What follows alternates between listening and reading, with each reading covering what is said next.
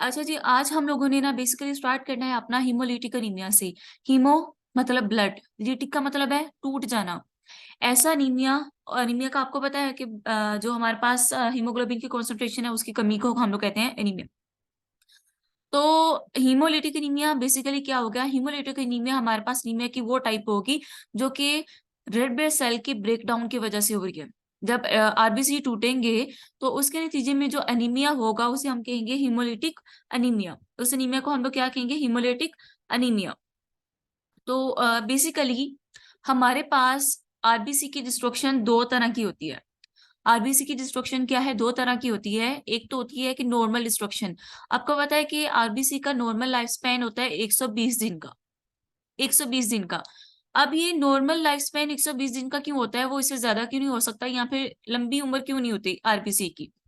आप में से किसी को पता हो?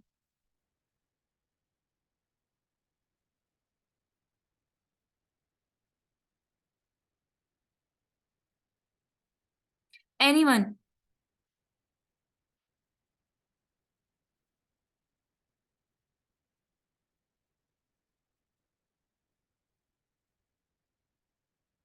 किसी को नहीं मालूम कि आरबीसी का लाइफ ड्यूरेशन 120 दिन का ही क्यों होता है? वो ज्यादा क्यों नहीं हो सकता, या फिर वो उनकी फेट में डिस्ट्रक्शन ही क्यों लिखी गई है?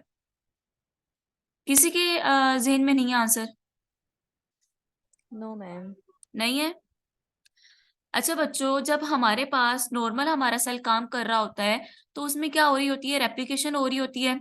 डीएनए के जरिए से रेप्लिकेशन हो रही होती है, ट्रांसक्रिप्शन हो रही होती है, ट्रांसलेशन हो रही होती है। जिस जिस चीज की जरूरत है उसको ट्रांसलेशन के थ्रू बनाया जा रहा होता है। इतना तो आपको पता है ना?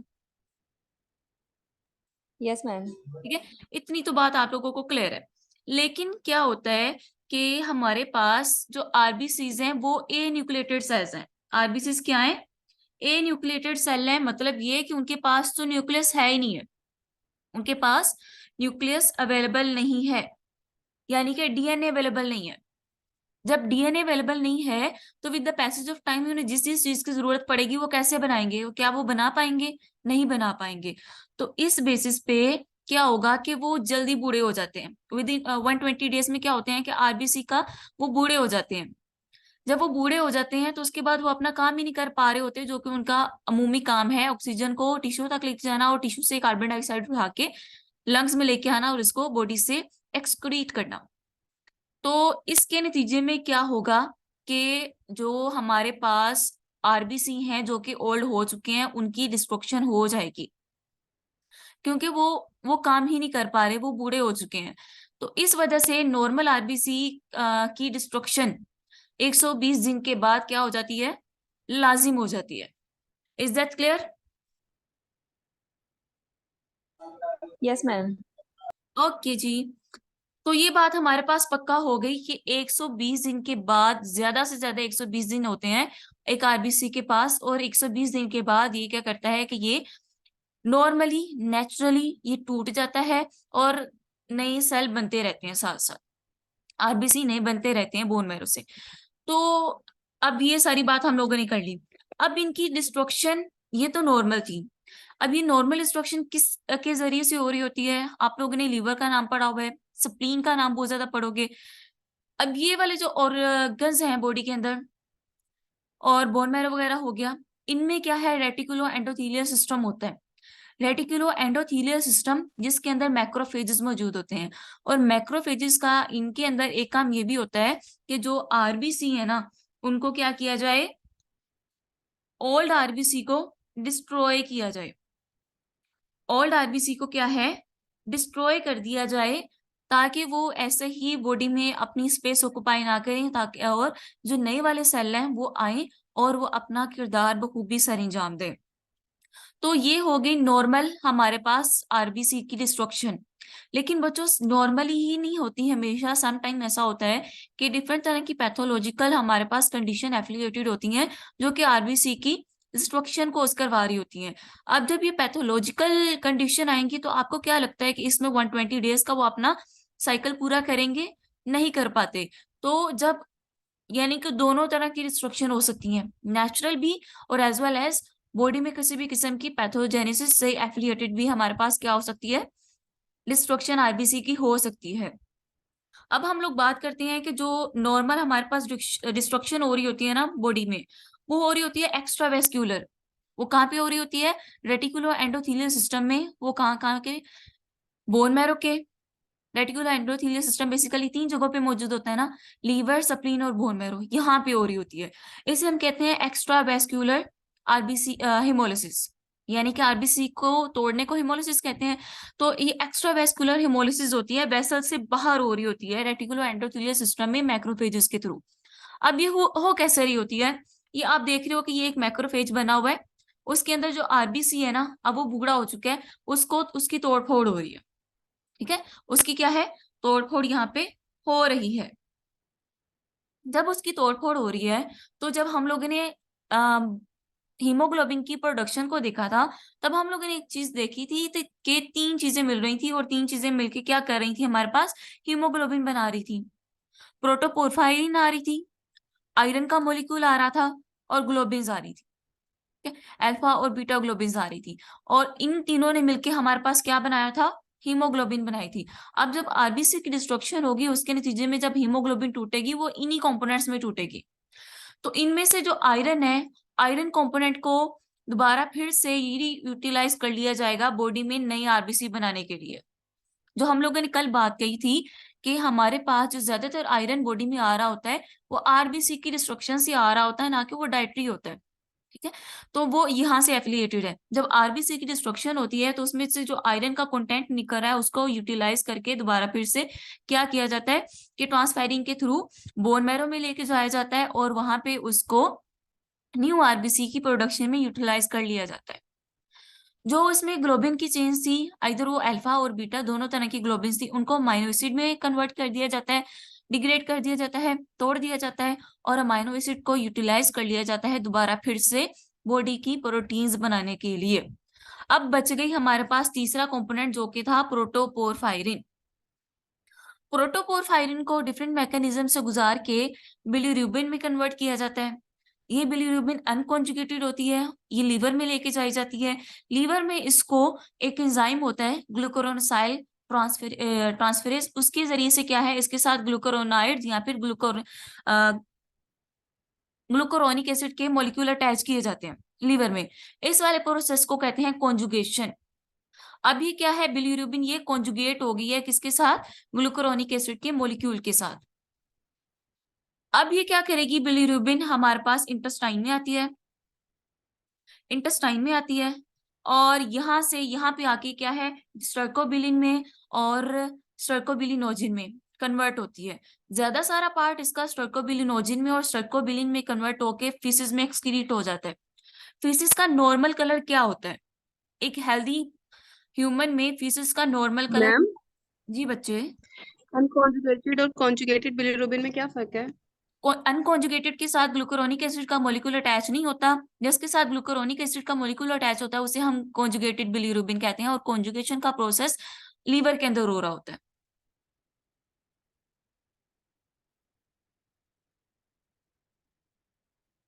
इज दैट क्लियर बच्चे? Yes ma'am. अच्छा जी, मैं बात करी थी कि नॉर्मल एक हेल्दी ह्यूमन में फीसिस का कलर क्या होता है?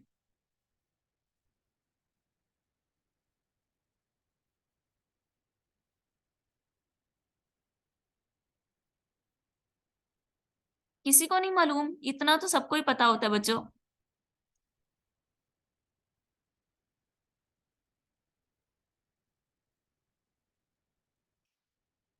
एक्टिवली पार्टिसिपेट किया करो। क्या करते हो? मुझे ऐसा लगता है जैसे सो गए हो मुझसे तंग आके कि मैडम पता नहीं क्या कुछ बोली जा रही है। सो गए हो?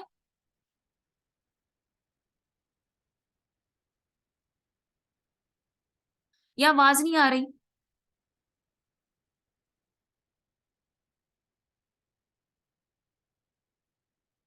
मैम आ रही है।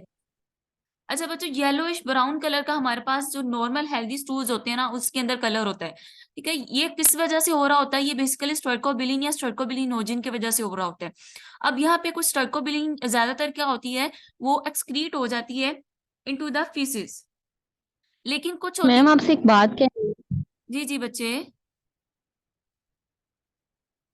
मैम हमें ऐसे लगता है कि स्पीड ज्यादा है, मतलब एक दिन में ऐसे लगता है एक लेसन कंप्लीट हो गया, हम पहले अभी लेसन पे है और हम लोगों ने यहाँ से 5 लेसन कंप्लीट कर लिए हैं। तो ये मुश्किल नहीं होगा हमारे लिए इसको याद करना? साथ साथ कर लें तो बेहतर है, लेकिन इतना याद ही नहीं होता। बच्चे, क्या आपके कॉन्सेप्ट्स क्लियर होते हैं कि नहीं होते लाइपा बच्चे? मैम कुछ पॉइंट्स। अच्छा जी, हम लोग बात कर रहे थे कि कुछ जो स्ट्रेकोबिलिन या स्ट्रेकोबिलिनोजन है, वो क्या होती है कि दोबारा रीअब्जॉर्ब होती है, थोड़ा सा पोर्शन वो दोबारा फिर से सारा वो सर्कुलेशन से गुजर के क्या करता है, किडनी के रास्ते वो यूरोबिलिनोजन या फिर यूरोबिलिन के जरिए से यूरिन में एक्सक्रीट हो जाता है। और यूरिन में भी कलर जो आ रहा होता है ना, वो बेसिकली इसी की वजह से आ रहा होता है, हल्का सा स्ट्रॉ कलर होता है यूरिन का, तो वो इसकी वजह से आ रहा होता है। ये होगी हमारे पास नॉर्मल एक्स्ट्रावेस्कुलर हेमोलिसिस, जो कि ओल्ड आरबीसी में हो रही होती है। अब दूसरी जो हेमोलिसिस होती है वो होती है इंट्रावेस्कुलर हेमोलिसिस। अब इसमें क्या होता है कि आरबीसी है किसी भी पैथोलॉजिकल कंडीशन की वजह से वो क्या होंगे, टूट जाएंगे। वो जब टूट हो जाएंगे तो उनमें से क्या निकलेगी, हीमोग्लोबिन। अब हीमोग्लोबिन का कुछ पोर्शन जो है वो कन्वर्ट हो जाएगा इनटू द मेट हीमोग्लोबिन। अब वो मेट हीमोग्लोबिन जो है वो हमारे पास क्या करेगी, एल्ब्यूमिन के साथ बाइंड करेंगी, और उसे हम कहेंगे मेट हीम एल्ब्यूमिन। ये वेसल्स के अंदर अल्लाह ताला की तरफ से हो रहा होता है, मैंने इसमें कुछ नहीं किया। ठीक है, ये ऐसे हो रहा होता है। इसके बाद जो हीमोग्लोबिन फ्री फिर रही होती है हमारे पास वेसल्स में, आरबीसी के ब्रेकडाउन से जो आ गई हीमोग्लोबिन, वो क्या करेगी, यहाँ पे हमारे पास एक और प्रोटीन होती है जिसे हम कहते हैं हेप्टोग्लोबिन। हेप्टोग्लोबिन के साथ जल्दी जल्दी ये बाइंड कर जाती है हीमोग्लोबिन, और हीमोग्लोबिन हेप्टोग्लोबिन का जो कॉम्प्लेक्स बनता है उसको रेटिकुलो एंडोथेलियल सिस्टम क्या कर देता है, बॉडी से खत्म कर देता है, उसको क्लियर कर देता है। तो ये हमारे पास नॉर्मल हो रहा होता है। नॉर्मल नहीं हो रहा होता, मतलब ये कहने का मतलब है कि ये किसी इंट्रावेस्कुलर हेमोलिसिस में ऐसा हो रहा होता है। और दूसरा जो हीमोग्लोबिन निकल रही होती है वेसस में, वो क्या करती है कि किडनी के रास्ते यूरिन के जरिए से बॉडी से निकल रही होती है, वो होगी हीमोग्लोबिन यूरिया, जिसे हम कहते हैं हीमोग्लोबिन यूरिया या फिर हीमोसिड्रिन यूरिया। अब हीमोसिड्रिन हम लोगों ने इसको काफी अच्छे से पढ़ चुके हैं, तो उसमें हम लोग ज्यादा बात नहीं करेंगे। हीमोसिड्रिन क्या होती है, कैसे होती है, क्यों बनती है, कितनी बनती है, उसमें आयरन का कंटेंट कितना होता है, हम लोग उसको अच्छे से पढ़ चुके हैं। तो जो आयरन का कंटेंट निकलता है वो हीमोसिड्रिन में कन्वर्ट होके क्या कर रहा होता है, किडनी के रास्ते बॉडी से निकल रहा होता है, और इसे हम कहते हैं हीमोसिड्रिन यूरिया। आगे हम लोग हीमोलिटिक एनीमियास के बारे में हम लोगों ने पढ़ लिया। अब जब बच्चों हिमोलिसिस होगी तो उसके नतीजे में क्या हो रहा होगा, आरबीसी ब्रेकडाउन हो रहे होते हैं। जब आरबीसी की ब्रेकडाउन हो रही होती है तो उसके नतीजे में क्या, हमारा बोन मैरो, अगर वो बिल्कुल नॉर्मल हेल्दी पर्सन का बोन मैरो है, तो क्या वो अपनी तरफ से पूरी ट्राई करेगा कि आरबीसी के काउंट को पूरा किया जा सके, या फिर बॉडी में अगर नीड ज्यादा है तो उसको पूरी की जा सके? यस मैम, पूरी कोशिश करेगा वो तो। पूरी कोशिश करेगा अगर वो नॉर्मल हेल्दी पर्सन का बोन मैरो है। तो ये एक कॉम्पनसेटरी मैकेनिज्म है। ठीक है, यानी कि वो जो डिस्ट्रक्शन के जरिए से आरबीसी की क्वांटिटी कम हो रही है, वो बॉडी में उसको अनीमिया की तरफ लेके जाने की तरफ कोशिश नहीं कर रहा, बल्कि बोन मैरो अपनी तरफ से कॉम्पनसेशन कर रहा है, और वो अपनी तरफ से पूरी ट्राई कर रहा है कि इस टाइम पे वो क्या करे, जो आरबीसी हैं उनको ज्यादा से ज्यादा बनाए। रेटिकुलोसाइटोसिस इस टाइम पे अच्छा खासा हो जाता है हमारे पास, इवन 5 to 20% तक रेटिकुलोसाइटोसिस हुआ होता है। नॉर्मल क्वांटिटी क्या होती है, मैम 5 से 5 one two percent five percent तक होती है हमारे पास नॉर्मल हेल्दी एडल्ट्स में या हेल्दी ह्यूमन में। तो ये अच्छी खासी बड़ी होती है, यानी कि ये सारा कॉम्पनसेटिंग मैकेनिज्म होता है, जो कि कोशिश कर रहा होता है कि इस टाइम पर्सन को एनीमिया से बचाया जा सके, और जो ह्यूमन है वो अपना जो फुली उसका फंक्शन है वो अपना कर सके। वो किसके एक्सपेंस पे किया जा रहा होता है, बोन मैरो की कॉम्पनसेटिंग मैकेनिज्म की वजह से। अब ये चीजें हो गई हमारी। अब बच्चों हम लोग ना इंट्रावेस्कुलर हिमोलिसिस की थोड़ी सी कॉजेज देख लेते हैं। आपने कभी देखा है कि किसी ने कहा हो कि फलां बंदे को ब्लड लगा और ब्लड की वजह से उसको रिएक्शन हो गया? Yes ma'am. ठीक है, ब्लड की वजह से जो एबीओ ब्लड ग्रुप सिस्टम होता है ना हमारे पास, एबीओ ब्लड ग्रुप सिस्टम की वजह से जो हमारे पास हो रहा होता है ना ये हिमोलिसिस, वो इंट्रावेस्कुलर हिमोलिसिस होती है। सबसे मेन कोज इंट्रावेस्कुलर हिमोलिसिस के हमारे पास एबीओ ब्लड ग्रुप ट्रांसफ्यूजन है। ए ब्लड ग्रुप सिस्टम था, बी वाला ब्लड उसको लगा दिया, तो उसके नतीजे में इंट्रावेस्कुलर यानी कि फौरन जैसे वो वेसल के अंदर गया, उसने इनकम्पैटिबल जो सेल थे उनके साथ उसने बाइंड किया, फौरन उसकी तोड़ फोड़ शुरू कर दी। जब वो टूटे तो वो वेसल्स के अंदर हिमोलिसिस होगी, that is the intravascular haemolysis. G6PD, इसकी वजह से जो ऑक्सीजन स्ट्रेस हो रहा होता है, इसकी डेफिशिएंसी की वजह से वो भी ये कॉज कर रहा होता है। इसे हम लोग इंशाल्लाह अभी डिटेल में पढ़ेंगे। इसके अलावा डिफरेंट तरह के केमिकल्स हो गए, ड्रग्स हो गई, पीएनएच के केस में, मार्च हीमोग्लोबिन यूरिया में, या फिर हीमोग्लोबिन अनस्टेबल है, स्टेबल वाली नहीं है, उसके केसेस में भी इंट्रावेस्कुलर हिमोलिसिस होगी। मार्च हीमोग्लोबिन यूरिया क्या होता है कि जो सोल्जर्स लोग मार्च करते हैं ना, तो जब वो मार्च करते हैं तो उनकी जो पाँव पटकने की आवाज है ना वो दूर तक आ रही होती है, यानी कि वो इतनी जोर से अपना पाँव जमीन पे पटकते हैं। तो उस टाइम पे क्या होता है कि जो छोटी छोटी वेसल्स होती है ना, वो पाँव की बोन्स के दरमियान में आके वो एकदम से स्क्वीज होती हैं, और जो आरबीसी होते हैं ना वो टूट जाते हैं। आरबीसी वेसल के अंदर ही टूट जाते हैं, वो इतनी जोर जोर से मार्च करने की वजह से। तो उसे हम कहते हैं मार्च हीमोग्लोबिन यूरिया। इसे हम लोग आगे भी पढ़ेंगे। तो ये कंडीशन क्या कर रही होती है, हमारे पास इंट्रावेस्कुलर हिमोलिसिस कोज कर रही होती है। अब हम लोग ना बात करते हैं हीमोलिटिक एनीमियाज की क्लासिफिकेशन के बारे में। हीमोलिटिक एनीमियाज की क्लासिफिकेशन के बारे में। अब बच्चों, ये हमारे पास दो तरह की है, एक हेरिडिटरी हो सकती है, दूसरी होती है एक्वायर्ड। हेरिडिटरी हम लोगों ने आज पढ़नी है और एक्वायर्ड हम लोग इंशाल्लाह कल पढ़ेंगे। आज जितना हमारे पास एक मीटिंग में मुकम्मल हो गया, हम लोग कोशिश करेंगे उतना कर लें, बाकी इंशाल्लाह कल सही।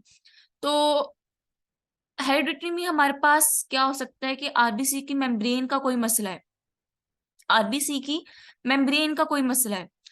तो मैंने आपको उस टाइम पे एक छोटी सी बात बताई थी कि प्रोटीन 4 पॉइंट, जब हम लोगों ने स्ट्रक्चर पढ़ा था ना रेड सेल मेम्ब्रेन का, याद है आपको? यस मैम, हमने पढ़ा था 4.1 करीन वगैरह हाँ, की 4.2 और डेफिनेशन 4.1 की बात कही थी मैंने आपसे। कहा था आज एक चीज को रट लो कि 4.2 की वजह से हेरिडिटरी स्पेरोसाइटोसिस हो रही होती है, और अगर 4.1 में मसला है या उसकी कमी है तो एलिप्टोसाइटोसिस हो रही होती है। तो ये मेम्ब्रेन का डिफेक्ट है, ये मेम्ब्रेन का डिफेक्ट है। अगर किसी किस्म का मेटाबॉलिज्म का डिफेक्ट आ रहा है, आरबीसी में जो मेटाबॉलिज्म चल रहा है, एनारोबिक मेटाबॉलिज्म हो रहा होता है ना, क्योंकि वो ऑक्सीजन को यूटिलाइज नहीं कर पा रहे होते, तो G6PD पायरुवेट काइनेज यानी कि कोई भी एंजाइम वगैरह उसके अंदर यूटिलाइज हो रहा है, उसके मेटाबॉलिज्म में उसका कोई मसला है, तो उसकी वजह से भी हिमोलिटिक एनीमिया होगा।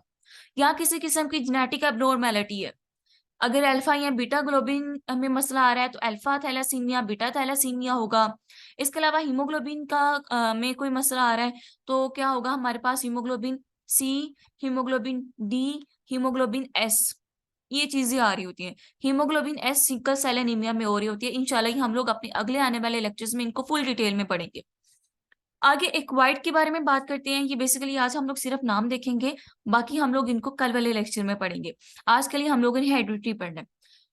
इसमें किसी किस्म का ऑटोइम्यून डिसऑर्डर हो सकता है, जो कि क्या करे, उसमें वार्म एंटीबॉडी भी बन सकती हैं, कोल्ड एंटीबॉडीज भी बन सकती हैं। वार्म क्या होती हैं, कोल्ड क्या होती हैं, ये हम लोग इंशाल्लाह कल पढ़ेंगे। एलोइम्यून एंटीबॉडीज भी बन सकती हैं, ठीक है, जिसमें हमारे पास हिमोलिटिक ट्रांसफ्यूजन रिएक्शन हो सकते हैं, हिमोलिटिक डिजीज ऑफ न्यूबॉर्न हो सकती है, एलोग्राफ, ये सारी चीजें हो सकती हैं। ये इंशाल्लाह हम लोग, मैं दोबारा फिर से बता रही हूँ कि कल डिटेल से पढ़ेंगे। मार्च हीमोग्लोबिन यूरिया हो सकता है एक्वायर्ड में। इन्फेक्शन हो सकते हैं, जो इन्फेक्शन आरबीसी को ब्रेकडाउन, आरबीसी की ब्रेकडाउन की तरफ लीड कर रहे होते हैं। केमिकल्स हो सकते हैं, फिजिकल एजेंट्स हो सकते हैं, ड्रग्स हो सकती हैं, कोई खाना पीना ऐसा हो सकता है जो कि इस तरफ लेके जा रहा हो, या फिर किसी किस्म की लीवर की डिजीज, या फिर रीनल यानी कि किडनी की डिजीज हो सकती है जो कि ये कोज कर रही होती है, और एज वेल एज पीएनएच यानी कि प्रोक्सिमल नोक्टर्नल हीमोग्लोबिन यूरिया। ये हम लोग इंशाल्लाह कल थोड़ा सा पढ़ेंगे, लेकिन हम लोग इसको फुल डिटेल में आगे हमारे लेक्चर्स आएंगे, जिसमें हम लोगों को इसका पूरा एक टॉपिक होगा जिसमें हम लोगों ने इसे पढ़ना है। तो ये हमारे पास एक छोटी सी क्लासिफिकेशन होगी। अच्छा बच्चों, ये क्लासिफिकेशन बहुत इंपॉर्टेंट है लॉन्ग क्वेश्चन के हवाले से, एमसीक्यू के हवाले से काफी इंपॉर्टेंट है, आप लोगों ने इसको याद रखना है। अब हीमोलिटिक एनीमिया हो रहा है, जनरली हम लोग बात करेंगे कि जनरली अगर हमारे पास हीमोलिटिक एनीमिया है तो उसमें क्या क्लिनिकल फीचर आएंगे। आरबीसी टूट रहा है तो उसके नतीजे में क्या होगा कि स्प्लीनोमेगाली हो जाएगी। रेटिकुलर एंडोथेलियल सिस्टम क्या करेगा, फुल एक्सपेंस पे काम कर रहा होता है, और लीवर भी इनलार्ज हो सकता है, स्प्लीनोमेगाली तो अक्सर ही हो जाती है। जॉन्डिस हो जाता है, जॉन्डिस के होने की वजह से क्या होती है, बिलीरुबिन का बढ़ जाना। वो क्यों? क्योंकि हमारे पास आरबीसी टूट ज्यादा रहे हैं, हेमोलिसिस हो रही है, आरबीसी टूट रहे हैं, और जब वो टूट रहे हैं तो उनमें से हमारे पास बिलीरुबिन भी तो निकल रही है ना प्रोटोपोरफायरिन से, तो उसकी वजह से क्या हो रहा होता है कि हमारे पास ये हो रहा होता है एज वेल, यानी कि जॉन्डिस हो रहा होता है।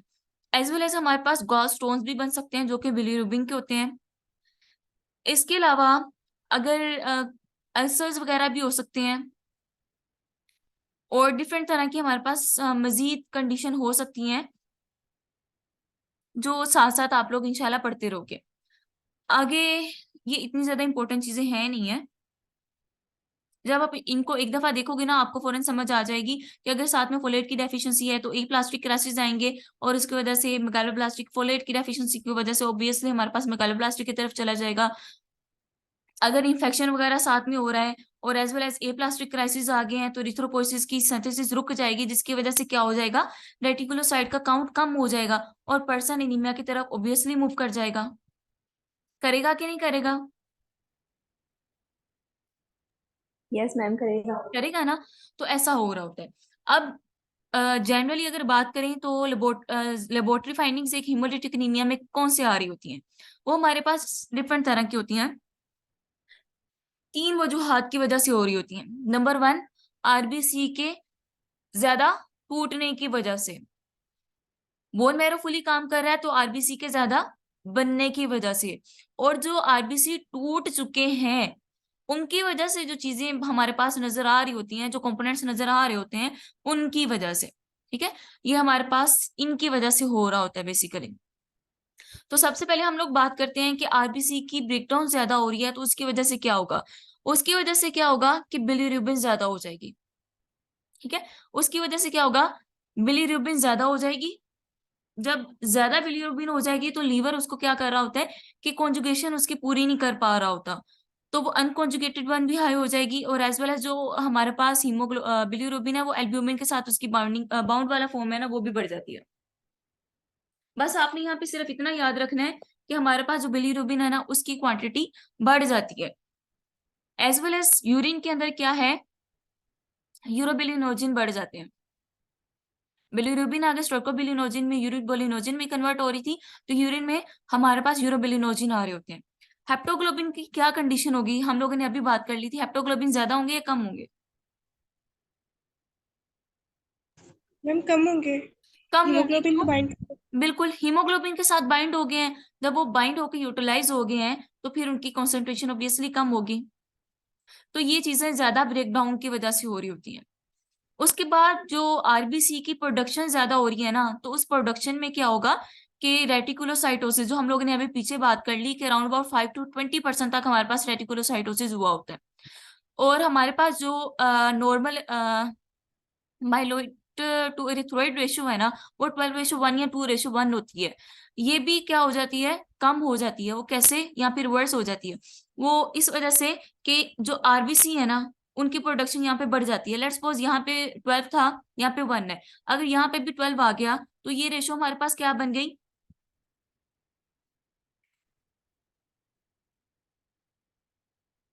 1 ये तो रेशियो इक्वल 1 हो जाएगा। इक्वल हो जाएगी ना, 50-50, यानी कि 1:1 हो जाएगी। अगर यहाँ पे 12 है और यहाँ पे 1 की जगह 4 आ गया तो क्या हो जाएगी, 3:1 हो जाएगी, यानी कि 12:1 से नीचे की तरफ आ जाएगी ये। तो इस तरह की कंडीशन हो रही होती है बेसिकली हमारे पास। और तीसरी चीज जो हम लोगों ने अभी देखा कि जो आरबीसी टूट रहे हैं, उनके टूटने की वजह से जो डिफरेंट तरह के हमारे पास आरबीसी के फ्रेगमेंट्स नजर आ रहे हैं या डिफरेंट तरह के मोर्फोलॉजी के सेल नजर आ रहे हैं, वो कैसे होंगे, वो हमें नजर आ रहे होते हैं इसमें। और एज वेल एज आप मोस्मोटिक फ्रेजिलिटी टेस्ट करके देखते हो, वो भी आपके पास पॉजिटिव आ रहा हो तो वो इंशाल्लाह आपको मैं मलीना करवाएंगी। और डिफरेंट तरह के आप टेस्ट और करके देखते हो जो कि उनके एंजाइम्स और प्रोटीन वगैरह के टेस्ट होते हैं, जैसे G6PD हो गया और पायरुवेट काइनेज हो गया, इस तरह के टेस्ट करके देखते हो, वो भी आपके पास क्या होते हैं, पॉजिटिव आ रहे होते हैं। तो ये हमारे पास होगी इंट्रा और वेस्कुलर और एक्स्ट्रा वेस्कुलर हम लोगों ने पढ़ ली। अब हम लोग बात करते हैं हेरिडिटरी हिमोलिटिक एनीमियाज के बारे में। हेरिडिटरी हिमोलिटिक एनीमियाज में सबसे इम्पोर्टेंट जो चीजें हम लोग पढ़ेंगे वो हम लोग पढ़ेंगे हेरिडिटरी स्फीरोसाइटोसिस, एलिप्टोसाइटोसिस, एंजाइम मेटाबॉलिज्म का कोई मसला हो सकता है, या फिर हमारे पास हीमोग्लोबिन का कोई मसला हो सकता है, जिसमें हमारे पास thalassaemia, haemoglobin C, haemoglobin D, haemoglobin S वगैरह आ रही होती है। तो पहले बात करते हैं हेरिडिटरी स्फीरोसाइटोसिस के बारे में। हेरिडिटरी स्फीरोसाइटोसिस में बेसिकली क्या हो रहा होता है कि इसमें सेल की जो नॉर्मल बाइकनकेव शेप होती है ना, वो नहीं रहती, बल्कि हमारे पास सेल किस तरह के हो जाते हैं, स्फीरोसाइट्स हो जाते हैं, स्फेरिकल सेल हो जाते हैं। अब जो नॉर्मल बाइकनकेव सेल होता है वो क्या करता है, जब वो गुजर रहा होता है स्प्लीन वगैरह से, या फिर जब वो वेसल में से गुजर रहा होता है, तो वो अपनी फॉर्म को चेंज कर सकता है। वो अपनी फॉर्म को चेंज कर सकता है, चाहे वो स्क्वीज हो जाता है, वो थोड़ा बहुत इधर उधर हो जाता है अपनी शेप को बाइंड करके रख के, तो उसके नतीजे में वो ब्रेक डाउन नहीं होता। लेकिन वो स्फीरोसाइट्स है जो, वो क्या करेगा, वो उसकी तो ब्रेक डाउन हो जाएगी ना। Yes ma'am. अब ये स्फेरोसाइटोसिस हो किस वजह से रही होती है, बेसिकली इसमें ये होता है कि किस जो हमने रेड सेल मेम्ब्रेन का स्ट्रक्चर पढ़ा था, उसमें हम लोगों ने अल्फा बीटा स्पेक्ट्रिन पढ़े थे, बाकी तरह का हम लोगों ने पढ़ा था वर्टिकल इंट्रैक्शंस होते हैं और हॉरिजॉन्टल इंट्रैक्शंस होते हैं, पढ़े थे ना। अब जो वर्टिकल इंट्रैक्शन थे बच्चों, उसमें क्या था कि लेट्स सपोज इंकाइलिन आ रही थी हमारे पास, और जो हमारे पास पेक्टिन के साथ आ रही थी बैंड 3 प्रोटीन आ रही थी, यही बेसिकली हमारे पास ये काम कर रही थी ना। तो वर्टिकल जो इंट्रैक्शन थी अगर वो कॉम्प्रोमाइज होंगे, तो उसके नतीजे में क्या होगा कि सेल अपनी शेप लॉस कर देगा। सेल मेम्ब्रेन का एक काम सेल की शेप को मेंटेन करना भी तो होता है ना। तो यस जब मैम। वो इंफेक्शन सही नहीं रहे हैं, तो उसके नतीजे में सेल अपनी शेप को मेंटेन नहीं कर पाएगा, और वर्टिकल इंफेक्शन के खराब होने की वजह से सेल की शेप क्या हो जाएगी, बाइकनकेव से स्फेरिकल हो जाएगी, और एज वेल एज उसकी मेम्ब्रेन भी डिफेक्टिव हो जाएगी, या फिर वो अपनी मेम्ब्रेन लॉस भी कर सकता है। तो बेसिकली ये सिस्टम होता है। और जब ये spherical shell reticulo endothelial system में से गुजरेंगे, तो क्या ये बाइकनकेव सेल की तरह स्क्वीज होके गुजर जाएंगे?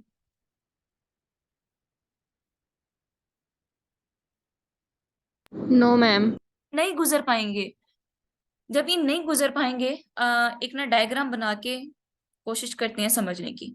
ये एक वेसल है, ये एक बाइकनकेव शेप का सेल गुजर रहा है इसमें से, आरबीसी। अब जब ये यहाँ से गुजर रहा है, लेट्स सपोज यहाँ पे जाके वेसल यूं हो गई है, तो ये अपने आप को यूं कर लेगा, इसी के हिसाब से खुद की अपनी शेप चेंज करेगा और यहाँ से गुजर जाएगा। आरबीसी ऐसे ही करते हैं, आपको पता है ना। Yes ma'am. डायग्राम से डरना नहीं है, कोई बात नहीं, वैसे मेरी इतनी बुरी नहीं है, लेकिन यहाँ पे बड़ी गंदी आती है। ये हो गया एक स्फेरिकल सेल, स्फेरिकल बन नहीं रहा। अब ये स्फेरिकल सेल अपनी शेप चेंज नहीं कर सकता। अब क्या ये इस वाले यहां से गुजर पाएगा? No ma'am. ये नहीं गुजर पाएगा। ठीक है, सेम यही कंडीशन हो रही होती है हमारे पास हेरिडिटरी स्फीरोसाइटोसिस में।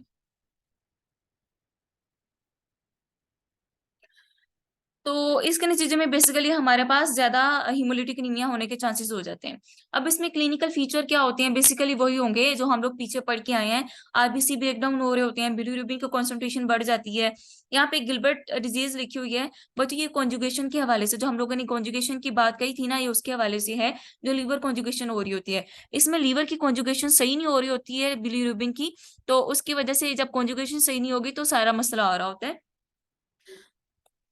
तो उसकी वजह से क्या है, हमारे पास हीमोलिटिक एनीमिया की तरफ हो रहा होता है। एज वेल एज स्प्लीनोमेगाली हुई होती है, वो क्यों हुई होती है वो हम लोगों ने बात कर ली कि एक्सेसिव ब्रेकडाउन हो रही होती है, और पिगमेंट यानी बिलीरुबिन के गॉलस्टोन भी बने होते हैं, ये चीजें हो गई। अब इसमें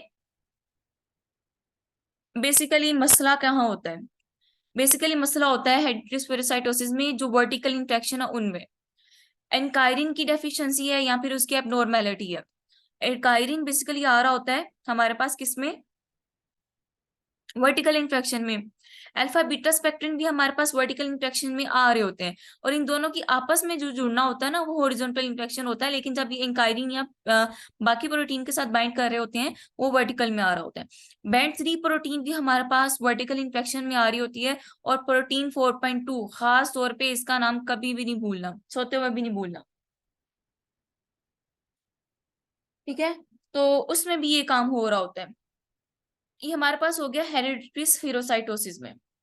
आगे हम लोग बात करते हैं कि इसमें हम लोगों को हेमेटोलॉजिकल फाइंडिंग कैसे नजर आ रही होती है। बोन मैरो अगर नॉर्मल हेल्दी अडल्ट का है तो उसमें क्या होगा, रेटिकुलोसाइटोसिस होगा। और आपको ब्लड फिल्म में क्या नजर आ रहे होंगे, स्फीरोसाइट्स नजर आ रहे होंगे। यहाँ पे भी स्फीरोसाइट्स देखें और यहाँ पे भी स्फीरोसाइट्स देखें। ये आपको सेल नजर आ रहे हैं। Yes ma'am. नॉर्मल आरबीसी ऐसे नहीं होते हैं, ये स्फेरिकल से टाइप के सेल हैं, ठीक है। नॉर्मल आरबीसी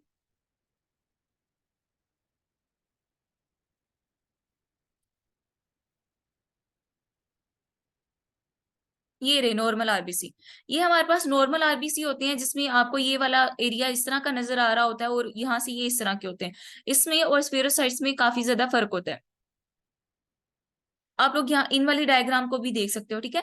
इनमें काफी फर्क होता है हमारे पास।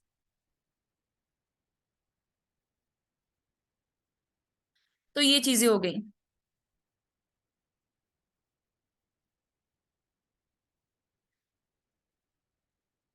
आगे हम लोग मूव करते हैं, हमारे पास मीटिंग का टाइम बहुत कम रह गया है। अच्छा बच्चों 10 मिनट के लिए और पढ़ लें अगर आप लोग कहो तो।